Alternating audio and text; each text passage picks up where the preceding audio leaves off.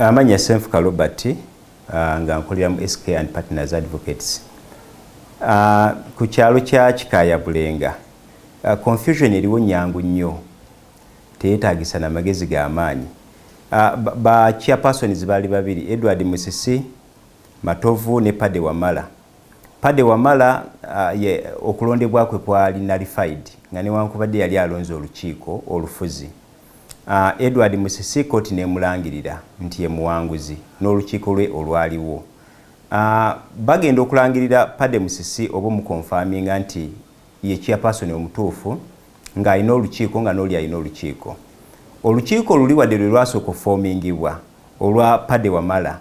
Kasaba kuna bagamba nti nno olukiiko lw'olufu gwe wennyini tewalondebwa mu butuufu gwe n'olukiiko lwo mwenna mugenda bugenzi.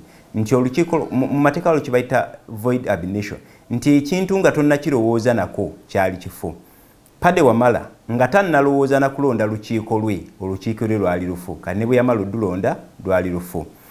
Musisi Edward bwe yafa vice chairperson yatwala ekifo kubanga Local Government Act egamba nti chairperson bwafa omumyuka we yamuddira mu bigere mpaka Electoral Commission wetegeka okulonda okupya.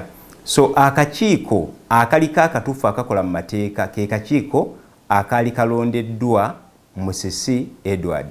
Akakiiko akalondebwa Pade Wamala konna keetaaga kukwatibwa nga ba masqueraders babase mu kooti kubanga bakolera bweru w'amateeka era si batuufu mu kukola mu LC. Stamp ze balina n'ebikozesebwa byonna byetaaga bajjibwako. Bwaba baganye babakwate nga ba masqueraders babateeke mu komera.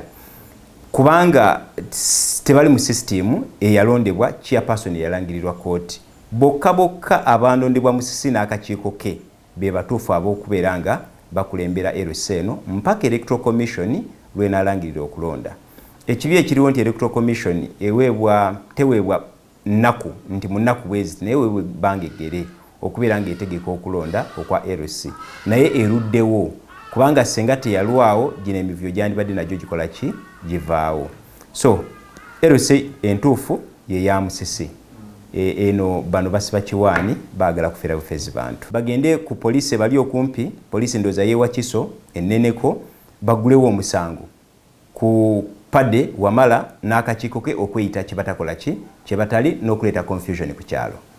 Ye solution ne remedy gye bayinza okutuyambako okutaasa ekyalo okuferebwa abantu abo. Download the app on App Store or Google Play Store now. Vision Digital Experience, the future of media.